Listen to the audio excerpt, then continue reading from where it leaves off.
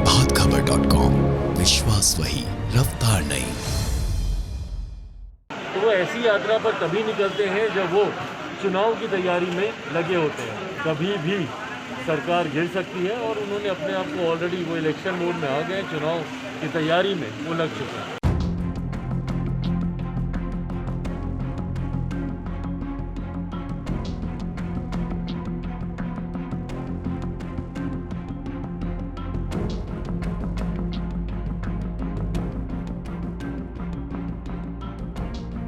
Bihar NDA में शामिल पार्टियों के बीच जारी खींचतान पर चिराग पासवान ने शुक्रवार को एक बड़ा बयान दिया है। दिल्ली से पटना आए चिराग ने पटना एयरपोर्ट पर पत्रकारों से बात करते हुए कहा कि बिहार में नीतीश कुमार की मौजूदा सरकार कभी भी गिर सकती है।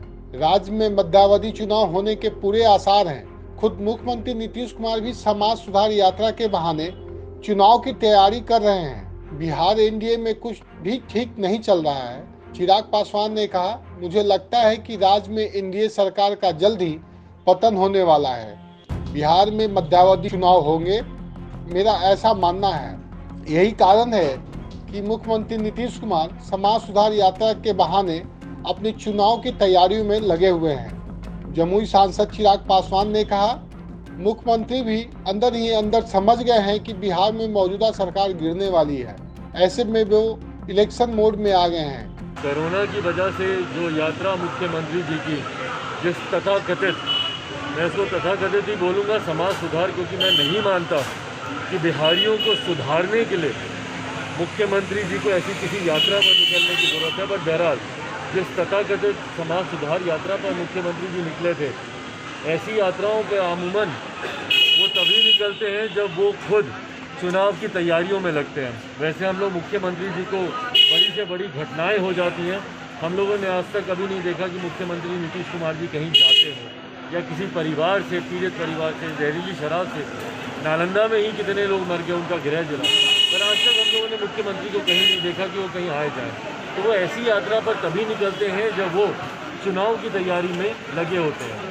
और ये मैं मान के चल रहा हूँ कि मुख्यमंत्री जी कहीं ना कहीं भीतर ही भीतर इस बात को समझ गए कि बिहार में कभी भी सरकार गिर सकती है और उन्होंने अपने आप को ऑलरेडी वो इलेक्शन मोड में आ गए, चुनाव की तैयारी में वो लग चुके हैं। वहीं एनडीए में अपनी वापसी के संबंध में उन्होंने कहा कि मैं हर नेता का धन्यवाद देता हूं जिन्होंने मुझे एनडीए में लाने को लेकर अपनी भावनाओं को स्पष्ट तरीके से सामने रखा है।